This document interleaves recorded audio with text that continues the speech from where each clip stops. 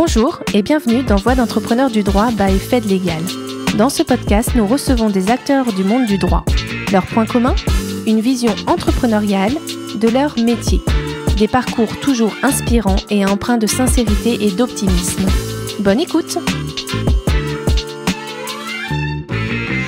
Bonjour à tous, je suis ravie de vous retrouver dans ce nouvel épisode du podcast Voix d'entrepreneurs du droit, VEDD by FedLégal. Je suis Audrey Deléris et aujourd'hui je reçois Nicolas Vergne, délégué général du Cercle Montesquieu. Alors Nicolas, tu as étudié le droit à l'université de Nanterre, puis à la Sorbonne, avant de continuer tes études en affaires publiques à Assas, avec entre-temps un an en Espagne, à Madrid même, précisément. Pendant près de 8 ans, tu as travaillé à la mairie de Melun auprès de Louis Vogel, d'abord en charge de la communication, puis en tant que directeur adjoint de cabinet. Et depuis plus de 2 ans maintenant, tu es délégué général du Cercle Montesquieu. Alors bonjour Nicolas. Bonjour Audrey. Merci d'avoir accepté d'être mon invité dans ce podcast. Est-ce que tu vas bien ? Est-ce que j'ai oublié de te dire quelque chose quand je t'ai présenté ? Alors merci pour l'invitation tout d'abord.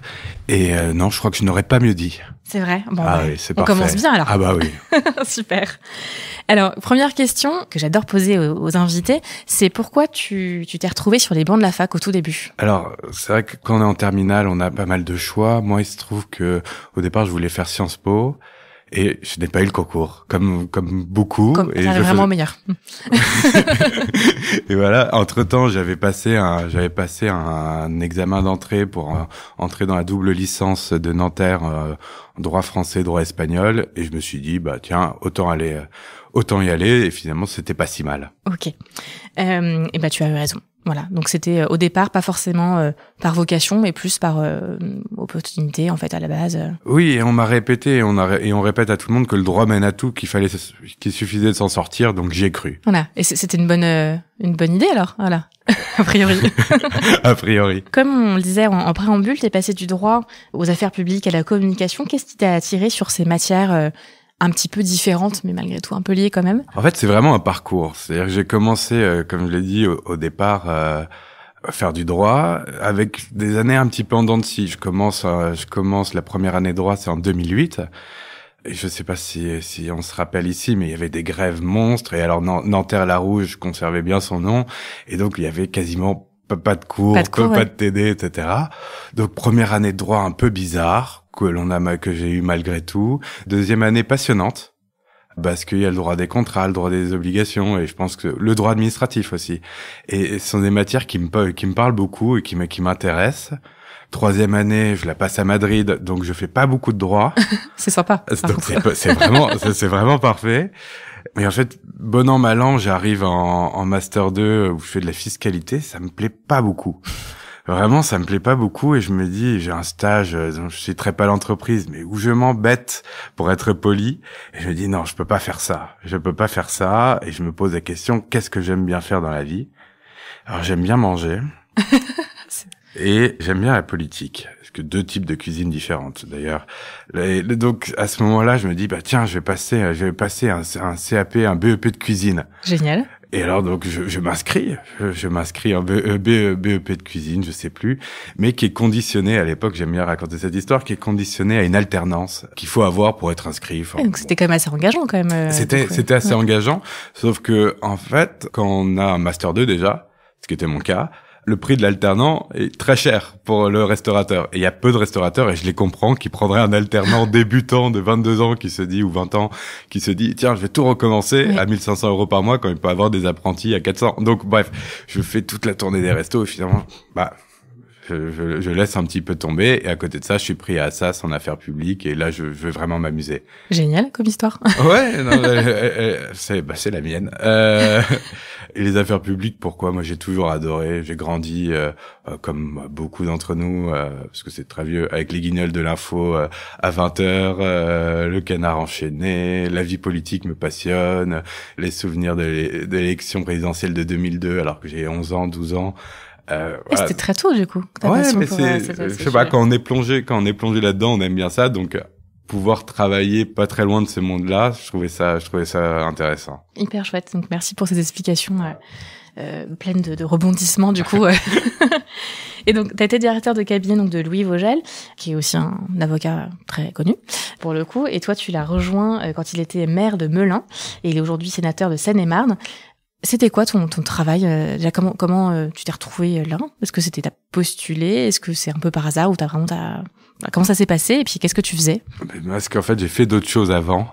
Quand j'ai fini mon master 2 en affaires publiques, je suis allé en stage dans une boîte de communication politique qui avait pignon sur rue à l'époque, qui a eu une petite crise. Et j'ai fini mon stage. J'ai commencé en tant que plume, d'abord dans une autre collectivité, à Meaux, chez Jean-François Copé, où j'étais sa plume, jeune plume, etc. Alors moi, c'était marrant parce que j'ai jamais été encarté. Mais je commençais ce drôle de métier de plume. Puis j'ai fait ça pendant 1 an. Puis après, c'était des années un peu compliquées pour la politique en 2014-2015. Puis après, j'ai créé une petite boîte de communication où je me suis occupé de cabinet d'avocats, donc déjà. Mais pas que, d'un domaine de chasse, de plein de choses complètement différentes. En fait, j'ai oublié plein de choses dans ta présentation, alors. Parce que je dis pas tout. J'en laisse un petit peu de suspense. J'en laisse pour le podcast. Donc, et à la suite de quoi, j'ai fait ça, j'étais à Marseille à l'époque. Et à la suite de quoi, finalement, je rentre au bout d'1 an en mettant fin, peut-être prématurément, à mon activité entrepreneuriale. Et ce moment coïncide avec l'arrivée aux fonctions de Louis Vogel en tant que maire de Melun. Il doit constituer son cabinet. Et mon nom circule à l'époque et on me demande si ça m'intéresserait. Je rencontre Monsieur Vogel et là et le courant passe très bien. On passe 1 heure et j'intègre par la suite la ville de Melun. D'abord, je m'occupe de la communication de la ville et ensuite et toujours en conservant ce que j'adore faire, ce que j'aime faire, c'est-à-dire écrire. Donc en étant sa plume. Et d'année en année, vu que j'avais un poste qui était quand même plutôt stratégique dans le cabinet, naturellement, je suis devenu directeur adjoint de cabinet du maire. Donc voilà, c'est plein de choses et c'est une vie assez intéressante parce que maire, il y a des élections, il y a le Donc tu gérais tout ça avec l'organisation de tout ça. Ouais, c'était passionnant, vraiment passionnant, parce qu'une vie dans une collectivité, c'est la vie de tout le monde en fait. Je veux dire, on arrive, on est vraiment on touche les problèmes de chacun, les problèmes de logement, les problèmes de sécurité, c'est la voirie, c'est aussi des réalisations, quand je m'occupais plus spécifiquement de la communication, on a créé un festival par exemple, un festival d'art de rue qui réunissait plusieurs milliers de personnes. C'est complètement hétéroclite et c'est bien, on s'ennuie jamais. Donc voilà, je me suis vraiment amusé tout en ayant conscience que c'est quand même un métier qu'il faut faire plus jeune, avec plein d'énergie, parce que c'est vraiment chronophage. Parce qu'il y a des événements en fait tout le temps, le week-end. Oui, il y a une certaine pression. Une certaine pression. Je veux dire, l'élu local, ça reste un élu, et donc pèse sur lui déjà beaucoup de responsabilités, plus de responsabilités qu'il n'en a réellement d'ailleurs, et surtout il doit être irréprochable. En fait, il faut s'occuper de tout, et c'est trop en fait. Il faut anticiper du coup là des sujets qui pourraient arriver. Donc anticiper, il y a toujours une opposition, il y a de la petite politique aussi. Il y a plein de choses. Et puis moi je m'occupais de la presse, Enfin c'était assez complet et formateur. Et justement le droit que tu as au départ étudié, qu'est-ce que ça t'a apporté dans ces fonctions-là? Est-ce que ça t'a aidé? Déjà, comme tu l'as dit tout à l'heure, j'étais pas avec n'importe quel élu, c'est-à-dire que j'étais avec un docteur en droit agrégé, qui est aujourd'hui membre de l'Institut de France sur ça. Donc, je pense que c'était un prérequis. C'était pas mal. C'était déjà un prérequis pour travailler avec Louis Vogel.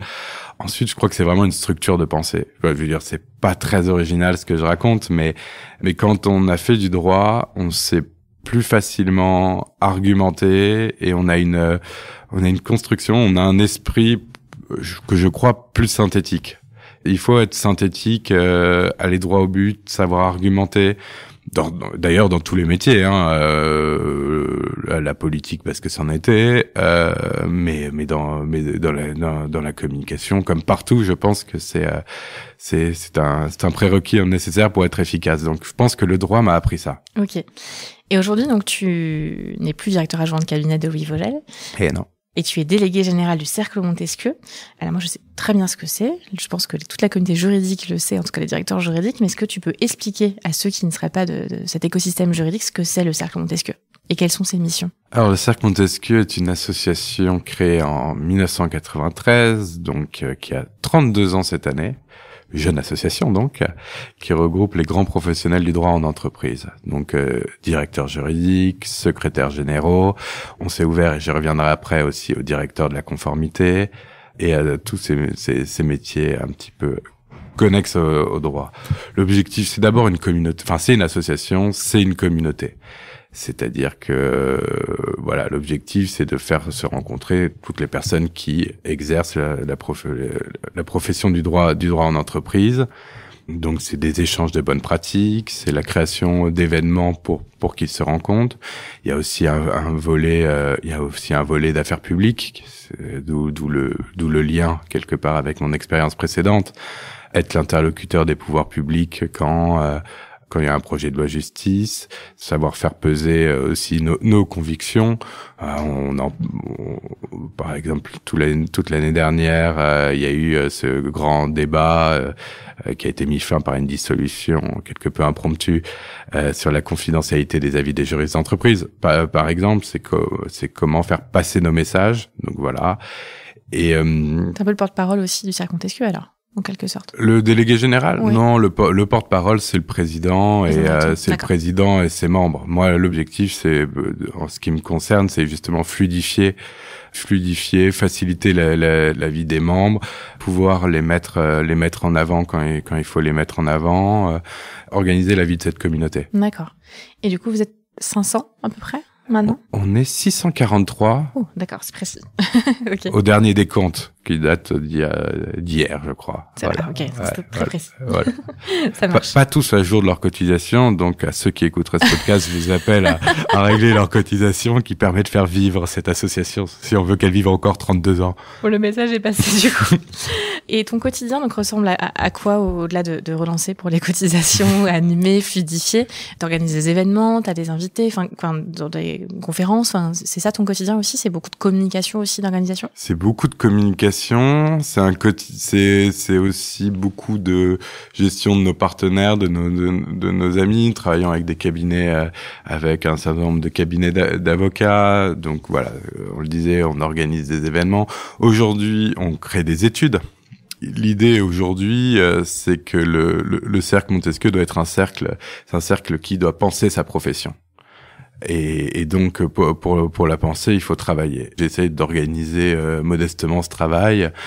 Voilà, par exemple prochainement, on va lancer différentes études, une carte qu'on avait déjà faite mais qu'on relance, une cartographie des directions juridiques en France. On aimerait bien travailler sur le poids économique du droit, toujours en France. Voilà, donner un petit peu de fond à nos réflexions. À côté de ça, on organise des événements que l'on veut être vraiment de qualité. On essaye aussi, parce qu'on a la conviction que les directeurs juridiques aujourd'hui doivent embrasser pas seulement la matière droit, mais aussi toutes les autres.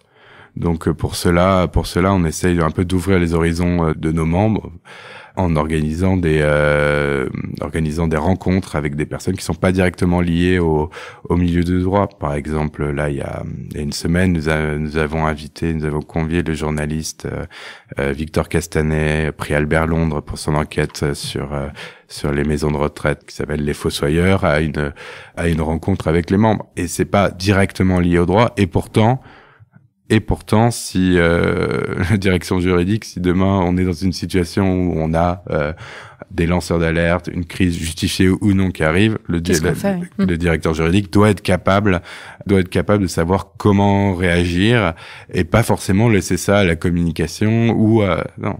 Je pense que le droit peut être une arme de défense des entreprises. Et voilà. Et c'est un peu l'idée aujourd'hui, c'est d'embrasser d'autres matières. qui sont complémentaires et qui permet quelque part d'avoir un profil professionnel complet finalement. Ok, très clair. Merci beaucoup pour ces explications. Tu en parles avec beaucoup d'enthousiasme de tout ce que tu fais. Qu'est-ce qui te plaît au quotidien dans tes fonctions ? J'aime quelque part la liberté, la confiance que m'accorde aussi le conseil d'administration, mon président, le fait de pouvoir exploiter une sorte finalement d'avoir un plan. C'est une association qui représente, comme je l'ai dit, les grands professionnels du droit. Or, les directions juridiques, par exemple, ont évolué au cours de ces dernières années. L'environnement est bien plus réglementé, etc. Et donc nous, en fait, on doit accompagner ce changement. Et donc le Cercle Montesquieu a la nécessité de se réinventer. Et je trouve que participer justement à cette réinvention peut être assez excitant. Et le Cercle Montesquieu ne peut plus être ce qu'il était avant. C'était très bien ce qu'il était avant, mais c'était une autre époque. Aujourd'hui, l'époque est complètement folle parce que j'en parlerai pas doctement, mais quand on voit ce qui se passe aux États-Unis, quand on voit l'ambassade américaine qui envoie des entreprises françaises des lettres, les enjoignant de ne plus faire de politique de discrimination positive, enfin, c'est complètement fou. Et même pour les métiers du droit, c'est quelque chose de complètement nouveau. J'avais en ligne hier un cabinet avec lequel nous avons collaboré il y a quelques semaines pour une rencontre justement de décryptage sur l'administration Trump. Il me demandait ce qu'il en était en France, parce que eux, ils étaient depuis 24 heures, tout le monde les appelait pour savoir quoi faire. Voilà. Et donc, nous, on doit s'adapter à cette nouvelle donne, même cette nouvelle donne internationale. Et c'est passionnant. C'est un job qui reste, je veux dire, ancré dans une réalité. Oui. Aussi. Le contexte économique, politique. Le contexte économique, bien sûr. Oui, forcément. Exactement. Ok. Et justement, on parle des enjeux des directions juridiques. Donc là, c'est vrai que c'est très lié au contexte au pluriel, du coup, sur tous les plans. Et le rôle du Cercle Montesquieu, justement, là, tu disais que le Cercle Montesquieu ne peut pas être celui d'hier, qui était très bien, mais forcément, ça va être aujourd'hui différent. Qu'est-ce que c'est le Cercle Montesquieu d'aujourd'hui et qu'est-ce que c'est que le Cercle Montesquieu de demain ? Comment tu l'imagines, en tout cas ? Qu'est-ce que tu as envie qu'il fasse de différent et d'encore mieux ? Il faut que ce soit une communauté, c'est-à-dire que moi je crois que c'est très bien aujourd'hui, on a une belle taille, on a un certain nombre de directeurs juridiques. Il faut, je pense qu'un des prochains combats et je sais qu'on a une commission qui travaille fortement là-dessus, il faut que ce soit une communauté solidaire pour ses membres. Et donc qu'elle puisse être là quand nos membres vont bien et aussi quand ils ne le sont pas. Ça c'est un premier point. Le deuxième, il faut qu'il conserve ce haut degré d'exigence intellectuelle qu'il a. Par de la production d'études et un événementiel de qualité, sans pour autant ne se réduire qu'à de l'événementiel. C'est ce qui est pas ça. Et enfin, permettre finalement que chacun de ses membres trouve dans cette association, où l'échange de bonnes pratiques, ou le réconfort dont il a besoin, etc. C'est une communauté. Il faut pas oublier aussi que c'est une association. Et ça, je sais que ça compte beaucoup. Et que une association, les gens sont tous bénévoles et ils donnent ce qu'ils ont à donner. Et il faut tout prendre et il faut qu'ils passent du bon temps. Il faut pas que ça soit une corvée. Il faut que quand ils viennent chez nous, ils le fassent de manière à la fois volontaire et enjouée quelque part. C'est ça aussi. D'accord. Donc un réseau d'entraide qui permet aux directeurs juridiques de continuer à évoluer, d'échanger et tout ça avec beaucoup d'enthousiasme et de. Voilà, c'est l'objectif. Eh ben, c'est un très bel objectif. On va revenir à toi, Nicolas. Est-ce que tu peux nous dire si tu as eu des mentors dans ta carrière qui t'ont conseillé, qui t'ont accompagné dès le début de ta carrière, ou plus récemment d'ailleurs aussi? Mentor, je sais pas, mais en tout cas des gens qui sont souvent devenus mes amis, qui m'ont donné des vrais conseils. Je pense qu'un des conseils qui me revient souvent, c'était vraiment au tout début. C'était sur la responsabilité. Ça paraît simple dit comme ça, mais j'avais eu une tâche quelconque à faire et j'avais dit ne pas avoir pu la faire parce que un tel n'était pas là, etc. Et je m'étais fait diablement engueuler parce qu'en fait c'est pas le problème.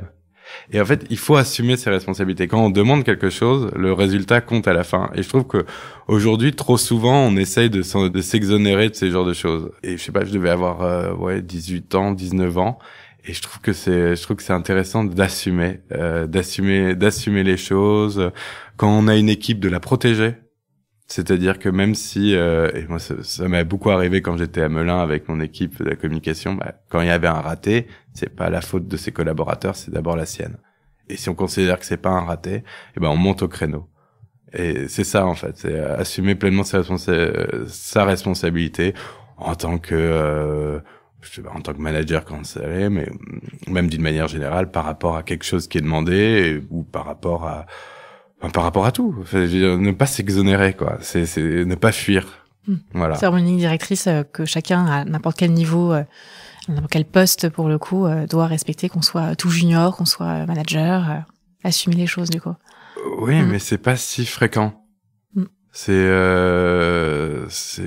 pas, enfin, je crois que c'est pas si fréquent. Ça fait pas de moi un être exceptionnel pour autant, mais c'est quelque chose que où j'ai souvent vu de l'acheter par rapport à ça. Oui, de pointer du doigt plutôt la personne qui a fait la bêtise et pas à dire c'est la faute de tout le monde ou ma faute parce que je suis manager et assumer. Ok, très intéressant. Merci Nicolas pour ce retour d'expérience. C'est une belle ligne directrice et une façon de voir les choses.